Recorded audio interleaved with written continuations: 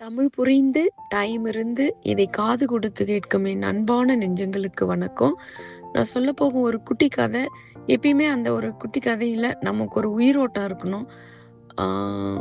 எப்படின்னா அது ஒரு ஹாப்பினஸ்ஸா இருக்கணும். இல்ல ஏதாவது அதிலிருந்து நம்ம லேர்ன் பண்ணணும். அந்த மாதிரி கதையை தாங்க நான் இன்னைக்கு உங்களுக்கு சொல்ல போறேன். அந்த கதை எனக்கு ஒரு ஹாப்பினஸையும் கொடுத்துச்சு. அதிலிருந்து நானும் இது அதுபோல நானும் அதை பின்பற்றணும்னு நினைச்சேன். அப்ப அதை நானும் நினைக்கும்போது அதை மற்றவங்களுக்கும் சொல்லும்போது அது அவங்களுக்கும் ஒரு யூஸ்ஃபுல்லா இருக்குமே அப்படின்ற ஒரு காரணத்துக்காக தான் இப்ப நான் உங்ககிட்ட சொல்ல போறேன். அந்த கதைக்கு போறதுக்கு முன்னாடி நம்மலாம் ஒரு இப்போ இதை கேட்குறவங்க நீங்க எந்த வயசுல வேணாலும் இருக்கலாம். இத கேட்கும்போது நமக்கு உதவி செஞ்சவங்க சின்ன வயசு பெரியவங்க அப்படின்னு என்னைக்காவது அவங்களுக்கு தேங்க்ஸ் சொல்லியிருக்கோமா? நம்ம இப்போ ஒரு 50 வயசா கூட இருக்கலாம். ஆனா அவங்க ஒரு 10 வயசுல உங்களுக்கு அவ்வளோ ஹெல்ப் பண்ணியிருக்கலாம். காலேஜ் படிக்கிறதுக்கு உங்களுக்கு உதவி செஞ்சிருக்கலாம். பல விதமா உதவி செஞ்சிருக்கலாம். அப்ப அதை சொல்லும்போது அது ஒரு அவங்களுக்கு என்னைக்காவது பண்ணியிருக்கீங்களா? பண்ணிட்டு இருப்பீங்க மோஸ்ட் ஆஃப் தெம். ஆனா அப்படி அவங்களெல்லாம் பண்ணியிருக்கலாம். ஆனா அவங்களெல்லாம் போய் பார்க்கணும் அப்படின்னு என்னைக்காவது ஊருக்கு போனா ஊருக்கு போய் எல்லாரையும் பார்க்கணும்னு தோணுச்சிங்களா? வாங்க அந்த மாதிரி ஒரு கதையை தான் இப்போ நான் உங்களுக்கு சொல்ல போகிறேன். ரீசெண்டாக என்னோட கொலிக்கு ஊருக்கு போயிட்டு வந்தாங்க. அவங்க கிட்ட ஊருக்கு போயிட்டு வந்ததும் ஊரெல்லாம் எப்படி இருந்துச்சு, வெதர் எப்படி இருந்துச்சு, குழந்தைங்கள்லாம் நல்லா என்ஜாய் பண்ணாங்களா, அவங்களுக்குலாம் எப்படி இருந்துச்சுன்னு நான் கேட்டேன். எல்லாம் சூப்பராக இருந்துச்சு, ரொம்ப நல்லா குழந்தைங்களாம் நல்லா என்ஜாய் பண்ணாங்க அப்படின்னு சொன்னாங்க. அப்போ சரி அப்போ எல்லாம் பேக் டு லைஃபுக்கு இங்கே வந்துட்டிங்களா?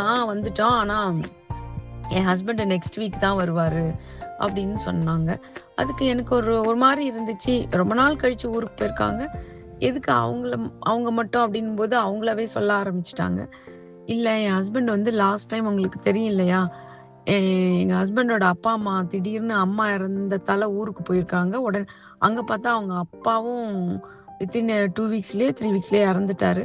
அதனால எல்லா காரியமும் முடிஞ்சிட்டு தான் அப்போ ஊருக்கு வந்தாங்க. அதனால இப்போ அது முடிஞ்சு இப்பதான் போயிருக்கிறோம். அதனால அவங்க எல்லாருக்கும் அவங்க அப்பா அம்மாவோட ஃப்ரெண்ட்ஸுக்கும் அவரோட ஃப்ரெண்ட்ஸுக்கும் எல்லாம் தேங்க்ஸ் சொல்றதுக்காக அவங்களெல்லாம் வீட்டுக்கு போய் அவங்களுக்கு கொஞ்சம் அவங்களெல்லாம் பார்த்துட்டு, ஏன்னா அவங்க அப்பா அம்மாவோட ஃப்ரெண்ட்ஸ் எல்லாம் வயசாயிடுச்சு இல்லையா, அதனால அவங்களெல்லாம் போய் பார்த்துட்டு அவங்களுக்கு ஒரு குட்டி தேங்க்ஸ் சொல்லிட்டு வரலான்றதுக்காக அவர் ஊர்லயே இருக்கிறாரு அப்படின்னு சொன்னாங்க. அதை கேட்டது எனக்கு ஒரு ஒரு ஒரு ஒரு குட்டி சந்தோஷம்.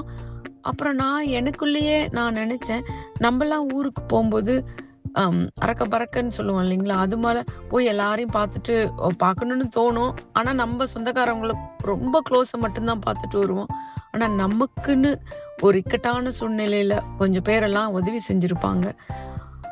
அந்த மாதிரி இருக்கவங்களாம் நம்ம நினச்சி கூட பார்க்க டைம் இருந்திருக்காது. ஆனால் அன்னைக்கு நினச்சேன், நம்ம நெக்ஸ்ட் டைம் ஊருக்கெல்லாம் போகும்போது அவங்களெல்லாம் போய் தனியாக அவங்களுக்கு டைம் கொடுத்து அவங்களுக்கெல்லாம் தேங்க்ஸ் சொல்லிட்டு வரணும்னு நான் நினச்சேன். அதை தான் உங்ககிட்ட நான் இப்போ ஷேர் பண்ணேன்.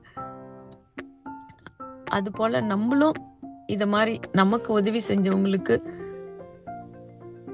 அவங்களுக்கு போய் அவங்கள பார்த்து தேங்க்ஸ் சொல்லிட்டு அவங்க சுச்சுவேஷன் அறிஞ்சு அவங்களுக்கு ஏதாவது உதவி வேணுமா, ஏன்னா எல்லாரும் நம்ம ஒரு 30 வருஷத்துக்கு முன்னாடி அவங்கள பார்த்தவங்களா இருக்கும், 20 வருஷத்துக்கு முன்னாடி பார்த்தவங்களா இருக்கும், ஒரு 10 வருஷத்துக்கு முன்னாடி அவங்கள பார்த்தவங்களா இருக்கும். அவங்க ஒரு கட்டத்தில் இவங்க இல்லைன்னா இன்னைக்கு இந்த லைஃபே இருந்திருக்காதுன்ற சுச்சுவேஷன்ல கூட சில பேர்லாம் இருந்திருக்கலாம். அவங்களெல்லாம் பார்த்து நன்றி சொன்னா எப்படி இருக்கும்ல, இந்த பிரபஞ்சம் ஒரு சந்தோஷம் அடையல. அதுக்காக தான் நான் உங்க கதையை சொன்னேன். இது உங்களுக்கு யோசிக்க வச்சிருக்குன்னு நினைக்கிறேன். இது போல மீண்டும் ஒரு குட்டி ஸ்டோரியோடு உங்களை சந்திப்பேன் என்று நன்றி கூடி விரும்புவது மடத்தார் வீட்டின் இதயம் தொட்ட கதைகள். தேங்க்யூ, பாய்.